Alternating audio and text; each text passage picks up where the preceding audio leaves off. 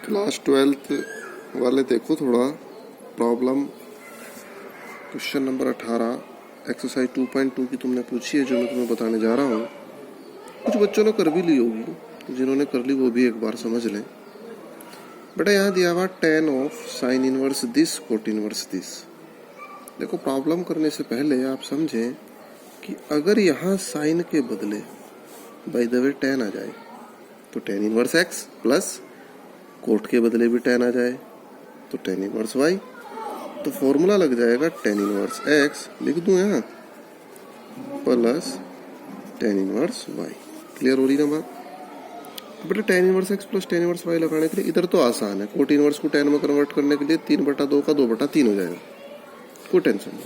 लेकिन इधर की थोड़ी सी टेंशन है, तो इधर की टेंशन को हल करने का मैं तुम्हें एक इजी तरीका बताता हूँ। हालांकि इनके फॉर्मूले भी हैं, लेकिन कई बार फॉर्मूले याद नहीं रहते, तो मैं इनका एक इजी तरीका तुम्हें बताता हूँ। जिसको भी आपको कन्वर्ट करना हो उसको आप मान लें।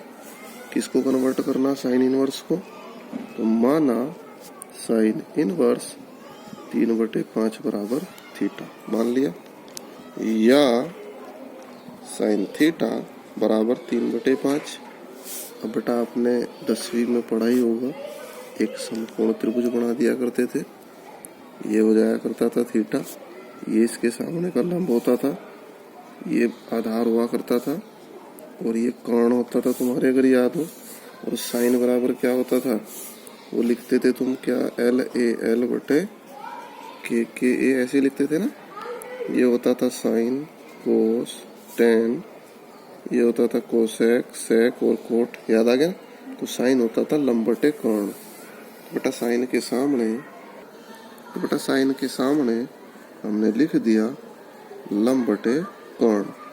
बेटा लंब कितना आ गया आपका? 3, तो लंब के आगे 3 लिख दिया हमने, कर्ण के आगे लिख दिया 5। तो आधार ऑटोमेटिकली कितना आ जाएगा आपका? 4। क्लियर है ना बात यहाँ तक? आधार कितना आ जाएगा? 4 पाइथागोरस प्रमेय से। अब बेटा आपको साइन में कन्वर्ट काय में करना था? इसको tan में। तो आप लिखेंगे यहाँ पर tan थीटा बराबर, tan बराबर होता है लंब बटे आधार, तो लंब बटे आधार का मतलब ये आ गया 3/4, या थीटा बराबर tan को आप इधर ले गए तो tan इनवर्स 3/4। समझ में आ रही बात? अब बेटा थीटा का मान वापस रखो आप। थीटा कितना था आपका? या थीटा था आपका साइन इनवर्स 3/5 बराबर tan इनवर्स 3/4। ठीक है, तो इस मान को कहाँ रखने पर? प्रश्न में मान रखने पर। तो प्रश्न में मान रखा तुमने, तो बेटा ये था तुम्हारा प्रश्न। तो जब इस प्रश्न में तुम मान रखोगे तो ये हो जाएगा tan ऑफ साइन इनवर्स के बदले क्या आ गया आपका? tan इनवर्स 3/4 प्लस कोट को भी आपने tan में कन्वर्ट कर दिया, तो tan इनवर्स 2/3। तो ये मैंने लिख दिया बेटा, देखो tan of tan inverse 3/4 tan inverse 3/2 it is x, it is y। तो tan inverse x plus tan inverse y, बाहर के tan से tan इनवर्स कट जाएगा। तो मुझे उम्मीद है तुम कर लोगे इसको। तो बेटा थोड़ा सा तुम प्रयासरत लगे रहो, जो भी प्रॉब्लम आती है मेरे से पूछो। देखो विविध प्रश्नावली हम शुरू करते हैं। तो विविध प्रश्नावली का पहला क्वेश्चन है कोस इनवर्स कोस 13π/6। बेटा कोस इनवर्स से कोस डायरेक्ट काट दे, 13π/6 लिख दे, लेकिन ये गलत हो जाएगा। क्यों? क्योंकि कोस की जो रेंज है वो कितनी थी? 0 to π। कल मैंने तुम्हें रेंज सिखाई थी। कोस की जो रेंज है वो कितनी है? 0 to π। कल मैंने तुम्हें सिखाई थी 0 to π। तो ध्यान दें आप लोग, 0 to π यानी 0 से 180, तो उससे बाहर निकल गया, गड़बड़ हो गया। तो देखो बेटा इसका इलाज करते हैं थोड़ा सा हम। कोस इनवर्स को कोस ही रहने दिया, और ब्रैकेट थोड़ा बड़ा लगा दिया यहाँ पे हमने, और कोस ऐसे लिख दिया। ठीक है, और ये जो 13π/6 है इसको आप ब्रेक कर लो। बेटा ब्रेक करने के इसको 4 तरीके हैं, pi minus, pi plus, 2π minus, 2π plus. क्योंकि पाई पर चेंज नहीं होता, सबसे बड़ी बात। पाई पर साइन है तो साइन रहता है, कोस है तो कोस रहता है। तो थोड़ा सा चेंज करके देखें। तो अगर मैं इसको लिख दूं 2π प्लस π/6, देखो 6 दूनी 12 और 1 13, फिर से 13π/6 आ गया, तो कन्वर्ट कर दिया। तो कन्वर्ट करने से मेरा मतलब ये आया कोस 13π/6 को हम 2π प्लस 5/6 लिख सकते हैं। भाई 13π/6 को ब्रेक ही तो करा हमने। मान लो कहीं हमारा लिखा हुआ 135 तो उसको 90 + 45 तो लिख ही सकते हैं, वही हमने यहाँ करा। 13π/6 को हमने 2π + 5/6 लिख दिया, कोई प्रॉब्लम तो नहीं किसी को हुई। देखो क्वाड्रेंट क्लियर होना बेटा बहुत ज़रूरी है, क्वाड्रेंट जिसके क्लियर नहीं उसको समझने में समस्या आएगी। तो यहाँ आप नेक्स्ट लाइन में चले तो ये आ गया आपके पास कोस इनवर्स और कोस, और ये आ गया π/6, क्योंकि 2π प्लस एक साइकिल पूरी और फर्स्ट क्वाड्रेंट में, इसलिए कोई साइन का चक्कर नहीं है, कोई चिन्ह का चक्कर नहीं। अब कोस इनवर्स से कोस कैंसिल, कितना आ गया π/6। और यहाँ आप लिखोगे क्योंकि π/6 बिलोंग करता है 0 to π, this is the answer. समझ में आया? तो इस चीज़ का विशेष ध्यान रखेंगे, क्वाड्रेंट वगैरह की गलती ना हो बिल्कुल भी। तो अब मैं नेक्स्ट क्वेश्चन तुम्हें बताता हूँ बेटा। एक क्वेश्चन में तुम्हें और बता रहा हूँ, question number 7। tan inverse 63/16 sin inverse 5/13 plus cos inverse 3/5। देखते ही समझ गए होंगे कि इन्हीं दोनों को tan में कन्वर्ट कर लो।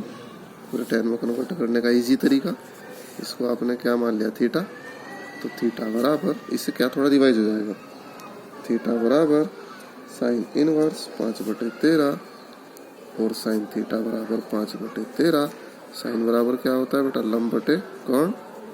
तो लंब बटे कर्ण का मतलब आप अगर छोटा सा एक त्रिभुज यहाँ बना तो ये हो गया थीटा, लंब कितना हो गया 5, कर्ण हो गया 13, तो आधार मुझे लग रहा 12 हो जाएगा शायद, ये तो कैलकुलेशन आती है तुम्हारे से।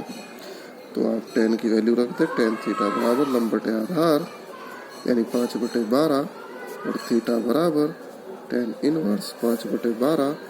बेटा थीटा का जो मान था हमारा वो कितना था, साइन इनवर्स 5/13, साइन इनवर्स 5/13 बराबर tan inverse 5/12। Equation number first. एक को तो tan में कन्वर्ट कर दिया, तो मैं उम्मीद करूँगा दूसरे को तुम कर ही सकते हो। चलो थोड़ा सा मैं हिंट दे दूँ दूसरे के लिए भी।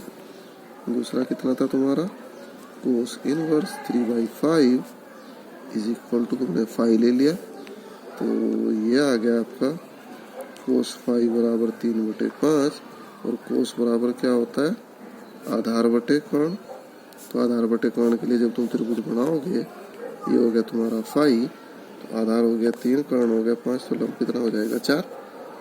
तो यहाँ के लिए आप tan 5 निकाल लो, tan 5 बराबर आ गया 4/3 और 5 बराबर tan इनवर्स 4/3। 5 का मान कितना था बेटा तुम्हारा, कोस इनवर्स 3/5 बराबर tan इनवर्स 4/3। इक्वेशन नंबर 2, दोनों मान रख के tan इनवर्स का फॉर्मूला फिट कर दोगे तो क्वेश्चन हो जाएंगे, कोई दिक्कत नहीं है। तो बेटा आज का जो होमवर्क है तुम्हारा वो क्या है, विविध उदाहरण जितने भी छूट के वो कर लो, विविध प्रश्नावली 10 तक। अगर कोई आगे करना चाहता है तो चैप्टर को इसको पूरा भी कर ले। फिर मैं चाह रहा हूँ कि कल तक अपनी सब लोग प्रॉब्लम बता दें कितनी है, फिर इस चैप्टर की प्रॉब्लम बता दें, 2-3 क्वेश्चन पिछले के रह रहे उसको भी निपटा देंगे। फिर बेटा इन चैप्टर्स का हमें टेस्ट भी लेना है, तो केयरफुल्ली होकर इनको करो। Best of luck.